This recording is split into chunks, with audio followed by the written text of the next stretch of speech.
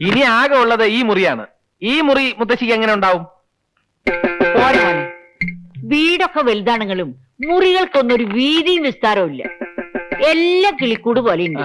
ഇവിടെ കിടന്നാലേ എനിക്ക് ശ്വാസം മുട്ടും. എന്നാ നമുക്ക് ഇറങ്ങാം.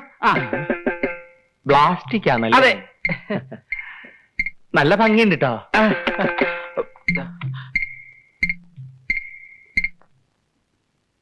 ഇതെന്താ ചിത്രം? ഞാൻ നോക്കിട്ട് കാറ്റും വെളിച്ചവും കയറുന്നതും വീതിയും വിസ്താരമുള്ളത് ഈ മുറിയാ. കിടപ്പ് ഇവിടെ തന്നെ ആയിക്കാലേ കുരുക്കളെ. ഇത് ഹാളാണ് മുത്തശ്ശി. ആയിക്കോട്ടെ, അതിനെന്താ? അല്ല, എനിക്ക് പ്രത്യേകിച്ച് മുറിയൊന്നും വേണ്ട കേട്ടോ. തനിക്ക് ഇവിടെ പ്രത്യേക മുറി വേണമെന്ന് ആരെങ്കിലും പറഞ്ഞോ? താനാ മൂലക്കിലാകാൻ ചുരുട്ടി കിടക്കണോ? പ്രത്യേക മുറി. എനിക്ക് വ്യായാമമൊക്കെ ചെയ്യണമെന്നുണ്ടേ. അതാ ഉമ്മർത്ത് ചെയ്തൂടെ? ദീപം ദീപം ദീപം.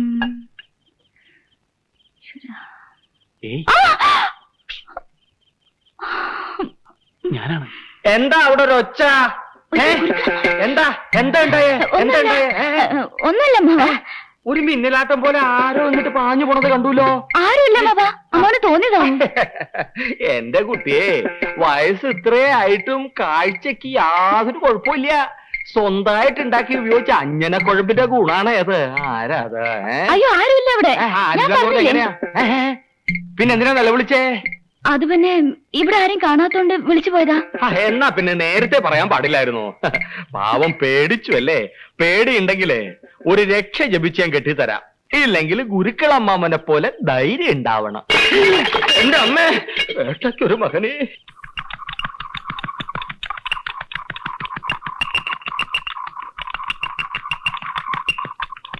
ഇനി എല്ലാ കാര്യങ്ങളും ചുമതല ഞാൻ നിങ്ങളെ ഏൽപ്പിക്കുക.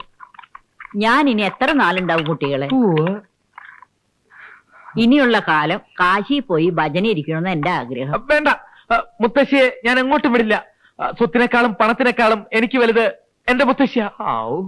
ഇങ്ങനൊരു മരുമകനെ കിട്ടാൻ സുഹൃതം ചെയ്യണേ. വൈകിട്ടില്ല, ഇനി ചെയ്താലും മതി. കഷായം കൂട്ടാൻ വൈകിട്ടില്ല എന്ന് പറഞ്ഞതായിരുന്നു. ഞാൻ പോയി നോക്കിട്ട് കറക്റ്റ് സമയത്താ വന്നത്. മുത്തശ്ശി നല്ല മൂടില്ല. മതി മോളെ. ഇനി അരമണിക്കൂർ കഴിഞ്ഞ് മതി കേട്ടോ. എന്റെ കൂടെ കോളേജ് പഠിച്ചിരുന്ന ആളാ ഉണ്ണികൃഷ്ണൻ. നല്ല വിനയമുള്ള ചെറുപ്പക്കാരനാ. സിറ്റിയില് ഒരു കമ്പനിയിൽ ഇന്റർവ്യൂവിന് വന്നതാ. മുത്തശ്ശിയുടെ അനുഗ്രഹം വായിക്കടാ. എന്നെ അനുഗ്രഹിക്കണം മുത്തശ്ശി. തെറ്റുകൾ എന്തെങ്കിലും ചെയ്തിട്ടുണ്ടെങ്കിൽ എന്നോട് പൊറുക്കണം.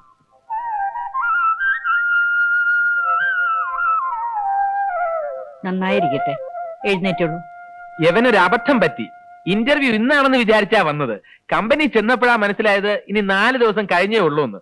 അപ്പോ 4 ദിവസത്തേക്ക് എന്റെ കൂടെ ഇവിടെ താമസിച്ചോട്ടോന്ന് ചോദിച്ചു. ഞാൻ പറഞ്ഞു ഇവിടെ മുത്തശ്ശിയും ഗുരുക്കളമ്മാവനും ഒക്കെ ഉണ്ട്, ഇവർക്ക് അതൊരു അസൗകര്യമാവുമെന്ന്. ക്ഷമിക്കണം, ഞാൻ വിചാരിച്ചത് ഇവിടെ ഉണ്ണികൃഷ്ണൻ അല്ല വിശ്വനാഥനും ഭാര്യയും മാത്രമേ ഉണ്ടാവുന്ന. ഞാൻ വരട്ടെ. നിൽക്കൂ. എനിക്ക് എന്താ സൗകര്യ? 4 ദിവസത്തെ കാര്യമില്ലേ ഉള്ളൂ. കുട്ടി ഇവിടെ കൂടിക്കോളൂ. കുറച്ചാളും ബഹളമൊക്കെ ഉള്ളത് ഒരു സുഖല്ലേ?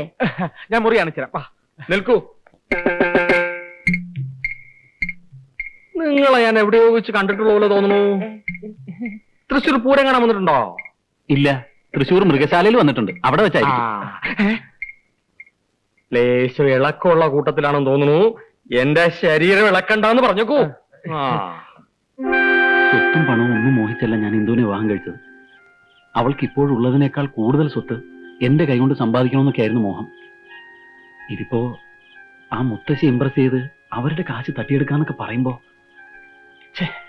എനിക്ക് എന്നോട് തന്നെ പുച്ഛം തോന്നുക. ഒന്ന് ആലോചിക്കുമ്പോ ഇതൊന്നും വേണ്ടായിരുന്നല്ലേ? ഇതാണ് തന്റെ കുഴപ്പം. ഒരു തീരുമാനമെടുത്താൽ എടുത്തതായിരിക്കണം. താനൊന്ന് ഉറച്ചു നിന്നാ മതി. എല്ലാം മംഗളമാക്കി തരുന്ന കാര്യം ഞാൻ ഏറ്റു.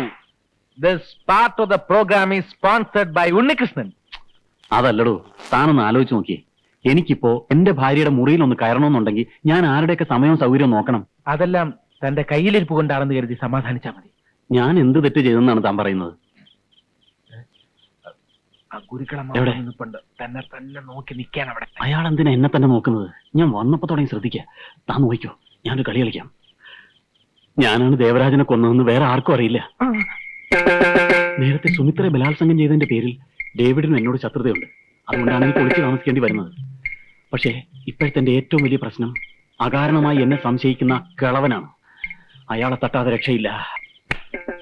ഇനി നീ പറ, ഞാൻ ഏത് റോൾ എടുക്കണം? ഇൻസ്പെക്ടറുടെ റോൾ എടുക്കണോ, കുറ്റവാളിയുടെ റോൾ എടുക്കണോ? നാടകം കൊഴിപ്പിക്കണമെങ്കിൽ നീ കുറ്റവാളിയുടെ റോൾ തന്നെ എടുക്കണം. അതാവുമ്പോ നിനക്ക് പ്രത്യേകിച്ച് അഭിനയിക്കേണ്ട കാര്യമില്ല.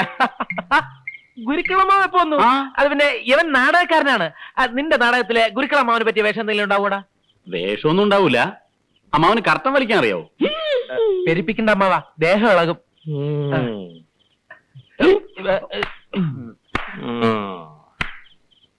ഇയാൾക്ക് എന്തിന്റെ അസുഖ? വിശുട്ടാ, വിശുട്ടാ,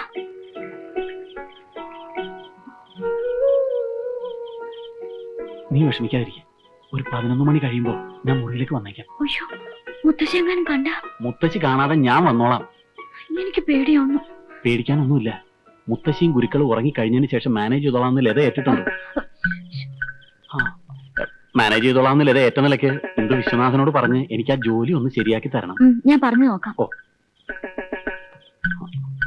കുടിക്കാൻ കുറച്ച് ജീരവെള്ളം കിട്ടിയ തരക്കേടില്ല. കടുക്ക വെള്ളമാണ് കുറച്ചും കൂടി നല്ലതാ. ഉവ്വ. എന്തുവ?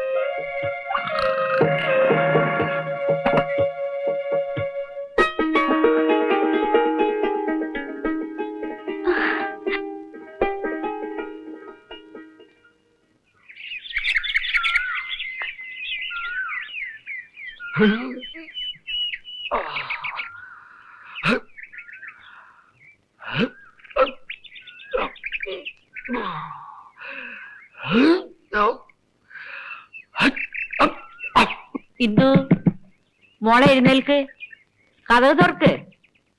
മോളെ ഇന്ദു എഴുന്നേൽക്ക്, മോളെ ഇന്ദു.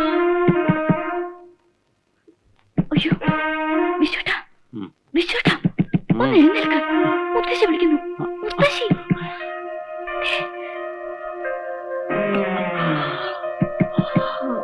ഇന്ദു കഥക് തുറക്ക് മോളെ. ഇന്ദു എന്ത് തുറക്കാൻ മോളെ? കഥക് തുറക്ക്. ഇന്ദു എന്ത് തുറക്കാൻ മോളെ? പഴയ വീടാമ്മ പൊളിഞ്ഞു വീഴും. ഞാൻ എന്റെ മുഴുവൻ ശക്തി കൊടുക്കണില്ല കുട്ടിയെ. കുട്ടി പൊക്കോളൂ. ആഞ്ജനേയ, കുട്ടി പൊക്കോളൂ.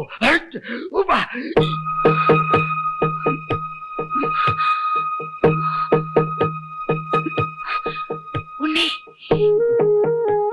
ഉണ്ണി.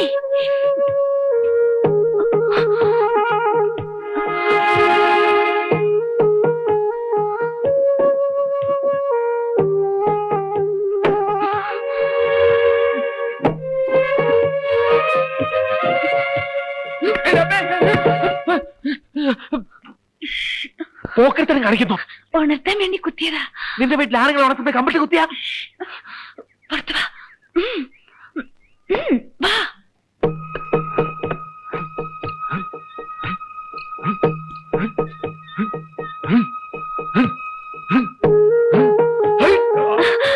നന്നായിട്ടുണ്ട് അമ്മാവ. അമ്മാവന് ചാടി ഈ മച്ചിൽ തൊടാൻ പറ്റുമോ? മൂന്നാമത്തെ വയസ്സില് കച്ചകെട്ടി കളരിയിൽ ഇറങ്ങിയവരാണ് ഗുരുക്കൾ അമ്മാവൻ. മാമൻ ഈ മറ്റൊരു പ്രശ്നമല്ല. ആഞ്ജനേയ! എന്താ മുത്തശ്ശി? ആ മോനെ ഇവിടുന്ന്. ഞാൻ എന്നും രാവിലെ 10 മൈൽ ഓടാൻ പോവും. അത് ശരി. മുത്തച്ഛനായ കാലത്ത് കൊറേ ഓടിയതാ. ഇവളെന്താ എണീക്കാത്ത? അല്ല, ഇവളെ എഴുന്നേറ്റില്ലേ? എന്തോ തുറന്നോളൂ, കുഴപ്പമില്ല. കൊഴപ്പില്ല. അല്ല, ഞാൻ ഓടിയിട്ട് മടങ്ങി എത്തുന്നവരെ ഇവക്ക് വെപ്രാളാ. ആ. തുറന്നോളൂ ധൈര്യമായിട്ട്. എന്തേ മോളെ എണീക്കാത്ര താമസിച്ചേ? തീരെ വയ്യ മുത്തശ്ശി, ഭയങ്കര തലവേദന. സുഖല്ലേ? തലവേദനയാ? നമുക്ക് അകത്ത് പോയി നല്ല പെയിൻ ബാമിട്ട് തടവാം. വാ. അവിടെ ഇരിപ്പുണ്ട്. മോനെ എടുത്തിട്ട് വാ, ഞാൻ തടവി കൊടുക്കാം. എന്നാ എങ്ങനെയുണ്ടെന്ന് ഞാനും അറിഞ്ഞിട്ട് പോകാം. അയ്യോ, എന്താ ഇത്? കാലിങ്ങനെ തിരിക്കല്ലേ. ഇത് ഗുരുക്കളുടെ ശീർഷാസനാവില്ല, ശവാസനാവും. തിരിക്കല്ലേ കുട്ടി വിടൂ. കുട്ടി എന്താ ഇവിടെ ചില പിശാചികൾ കിടന്ന് കളിക്കുന്നുണ്ടല്ലോ. ഒരു സുദർശന ഹോമം വേണ്ടി വരും. ഇനി ഏതായാലും ഒറ്റയ്ക്ക് ഞാൻ ഈ ഉമ്മർത്തേക്കില്ല. നീ ഒന്നും പറയണ്ട, എനിക്കാകെ പേടിയൊന്നും. ഞാൻ എന്തെങ്കിലുമൊക്കെ അബദ്ധം വിളിച്ച് പറഞ്ഞു പോവും. മുത്തശ്ശി പോകുന്നത് വരെ നീ എപ്പോഴും എന്റെ കൂടെ തന്നെ ഉണ്ടാവണം. നിനക്കറിയില്ലേ, ഇപ്പൊ പ്രൊബേഷണറി പീരീഡാ. കൂടുതൽ ലീവ് എടുക്കാൻ പാടില്ലെന്ന് ചെയർമാൻ പ്രത്യേകം പറഞ്ഞിട്ടുണ്ട്. എങ്ങനെയെങ്കിലും നീ ഒന്ന് അഡ്ജസ്റ്റ് ചെയ്തേ പറ്റൂ. അല്ലെങ്കിൽ എന്താ സിസ്റ്റർ പ്രശ്നം? ഒന്നുമില്ല. ലതയുടെ ലീവിന്റെ കാര്യമാണോ? അതറിയാമെങ്കിൽ പിന്നെന്തിനാ ചോദിച്ചത്? ഇപ്പൊ എന്താ വേണ്ടേ? കുറച്ച് ദിവസത്തെ അവധി വേണം, അത്രയല്ലേ ഉള്ളൂ.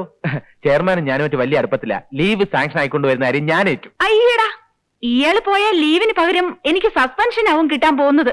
അങ്ങനെയാണെങ്കിൽ അത് വിധിയാണെന്ന് കരുതി സമാധാനിച്ചാൽ മതി, അല്ലേ സിസ്റ്റർ? സിസ്റ്റർ ഇവരെ ഇന്ന് ഓഫീസിലേക്ക് വിടണ്ട. ലീവ് പാസ്സായിക്കൊണ്ടേ ഞാൻ വരൂ.